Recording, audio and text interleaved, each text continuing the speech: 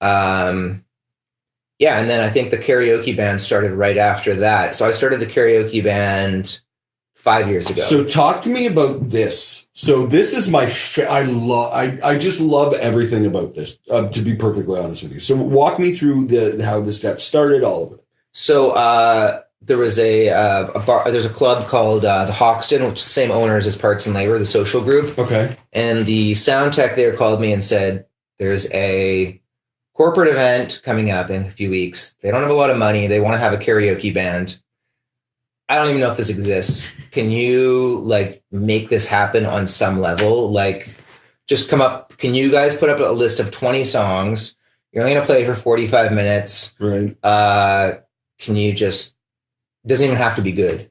Just make it happen. Right. I'm like, I can do that. So we pulled the band together in 2 weeks. Like I called, I'm like, I think Jesse knows how to play guitar. I think Fraser, he works at Parts and Labor. He's really good at drums. So I just called some dudes, and they're still in the band today.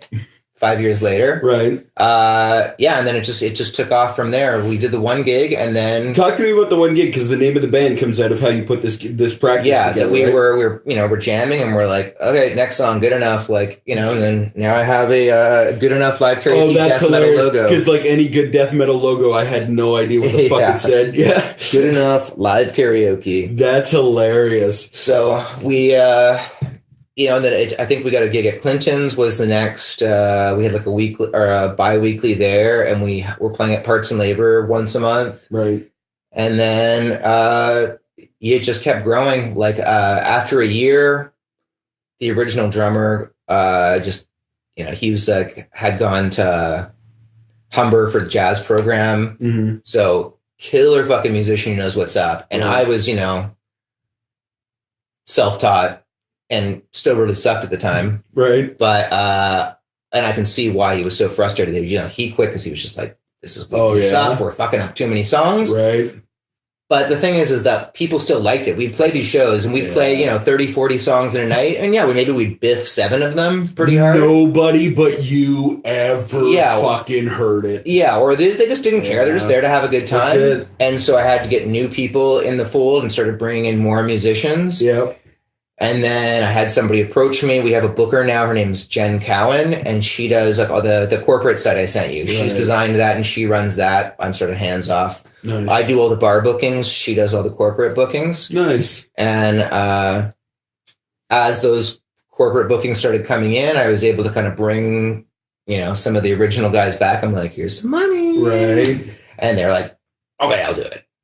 So talk to me about this, because I want to get into what just went down this last weekend, but I want to talk about, because I mean, you've told your whole story. So it's not like you've come up being like this striving musician your whole life. Yeah. You've just worked in entertainment your entire life, which is incredibly similar to the story I told you about me. Yeah. Right. So it's really interesting to me that you get to this point where you're now doing a karaoke band. And anybody that I know that spends their life like being a musician, you say karaoke to them and they're ready to fucking slit their throats. Yeah. Right. And it's so interesting to me, because you didn't have that like that bias towards it going in. Right. Yeah. So, but talk to me about the process of dealing with these these musicians and being like, all right, come on, we're going to go play other people's shit for a while. Yeah. Well, I don't think that Fraser... I don't even mean him. I mean, even the guys that are in the band today. I wasn't trying to... on that one specific thing, but... the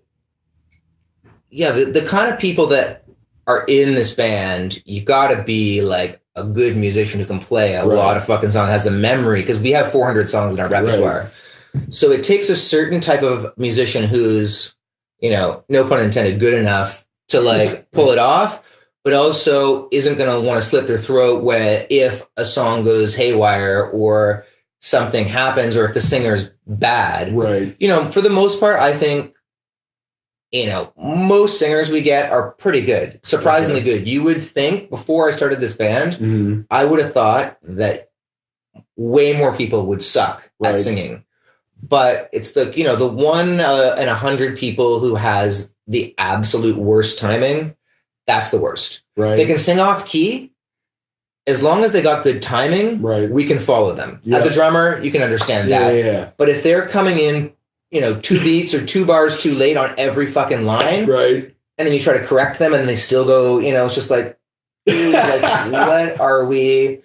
But, it's hilarious because it's an entirely different skill set. Yeah. Like, that's not it's about the singer. Right. And also we got to do things like when you rip a guitar solo, the crowd loves that, and there's certain nuances to the music that, the music's important.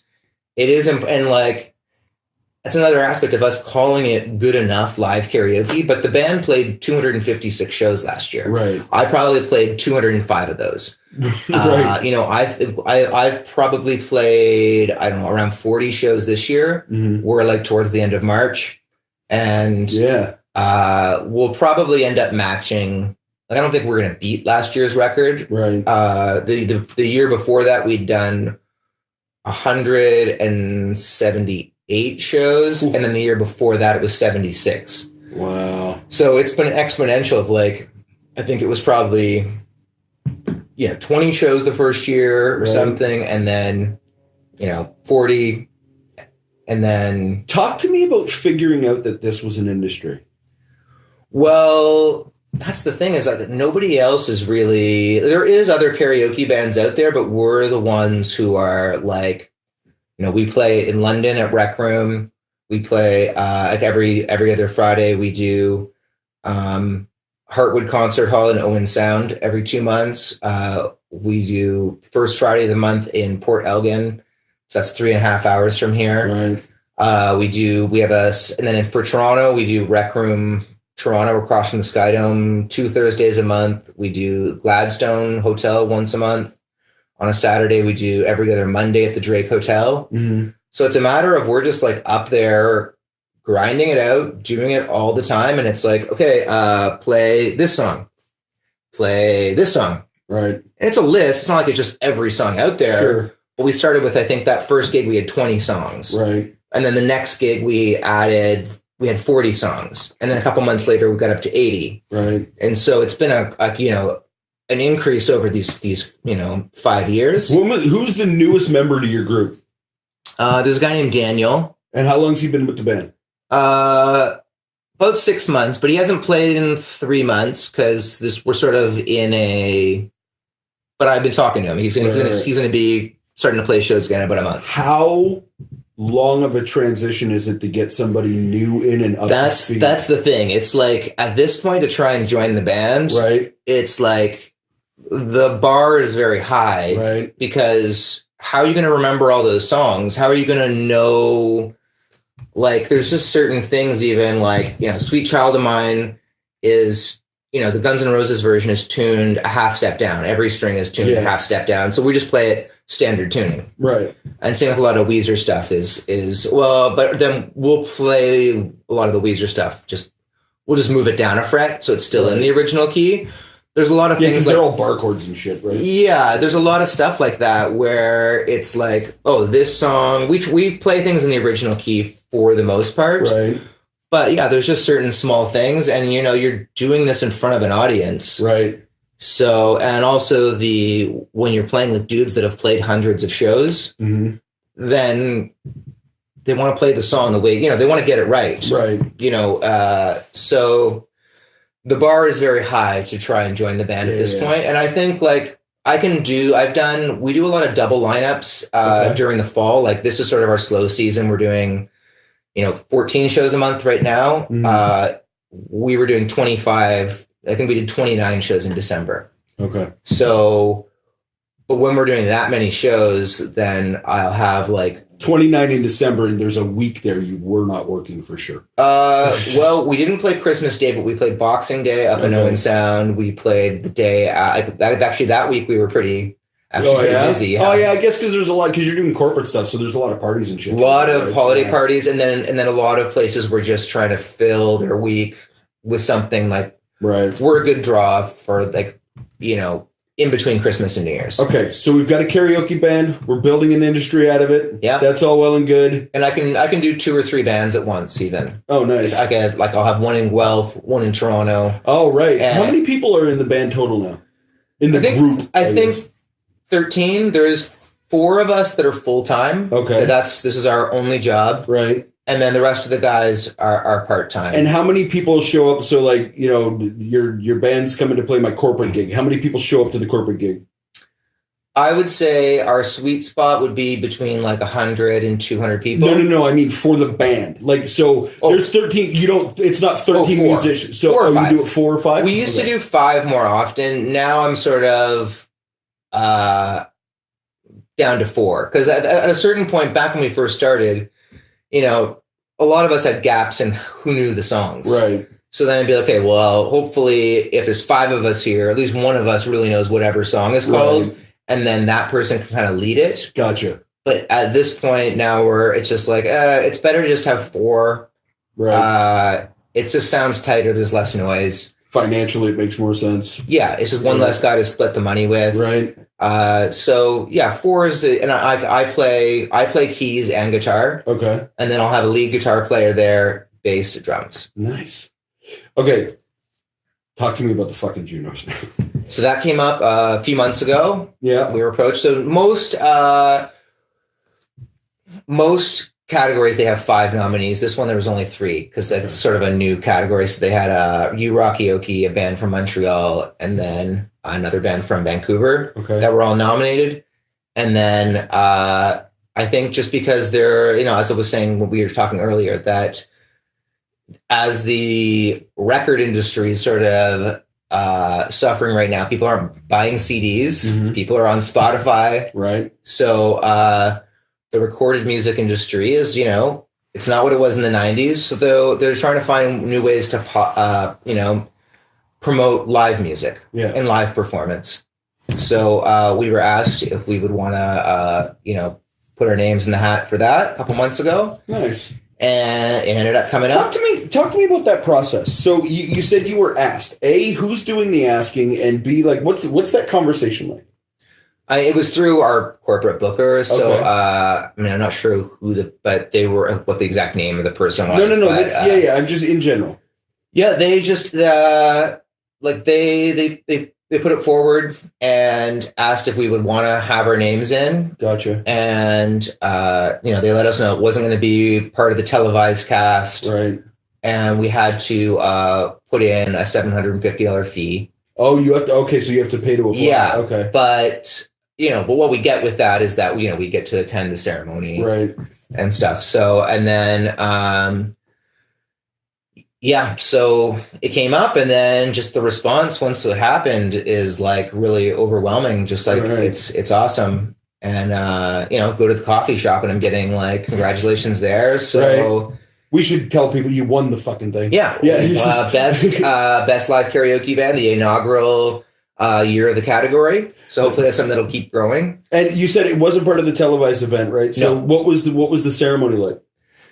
Yeah, was it in London? It was at Budweiser Arena. Yeah. Okay. Yeah. So, yeah, it was just cool to like see like, you know, all these, you know, big stars there from at least, you know, big stars in the Canadian industry. Sure. And, yeah, and like we played an after party, for this, for a weed company out there. Nice. And so it's all, you know, it's all sort of a blur in a way because it's just like, you know, we were playing shows in Toronto the day before. Right. And then go out there, win this award, played another after party. And it's just like, you know, and then my phone's blowing up with all the social media response to it. So, you know, my head's still kind of spinning from the whole thing. Yeah, because we're only like 7 days away from this, right? Yeah. So I guess you probably don't even have the trophy, right? Because they have to. Yeah. So the one that we had in the picture is just like a stand-in one, and they still got to engrave them, and then we have to, you know, order them. Do you have any perspective on the night yet? No, it's still just sinking in. It's so cool, man. Like it's so I love that it came out from this thing that just sort of like showed up organically. I didn't even come up with the idea. Yeah, but I'm the one who. I used to always say I'm the worst musician in the band. It may or may not be true. I don't know if it's true anymore. But it's like all the people that I play with are so good. Right. But I'm the guy who, you know, theater production on cruise ships, being the production manager for Vice magazine, you know, holding all these different hats in my freelance days. You know, and it's nice for me now that I don't have to switch gears so often. That like all the gears I'm going through, I'm still having a lot of hats, but at least it's all mainly towards the karaoke band now. Mm-hmm. So, you know, it's all those experiences have sort of led to me being able to be good at booking the bar shows and doing the business side of it and keeping it organized and, you know, trying to balance getting everybody getting along and feeling valued too, because, you know, I do have to call the shots, but at the same time, like I need the band members to not be like, hey, fuck it, this isn't worth it, or to not want to go and start their own karaoke band or something. Our full audio episodes on Spotify, Apple Podcasts, or anywhere you find your audio podcasts. The full episodes, highlights, and our live off-the-floor performance videos can be found at our YouTube channel, and you can follow us on Facebook and Instagram at the AVB Podcast. Of course, you'll find links to our incredible sponsors and this week's guest in the description below. The AVB Podcast is part of the Border City Network. Find more great content at bordercitynetwork.com. See you next time, folks. Bye-bye.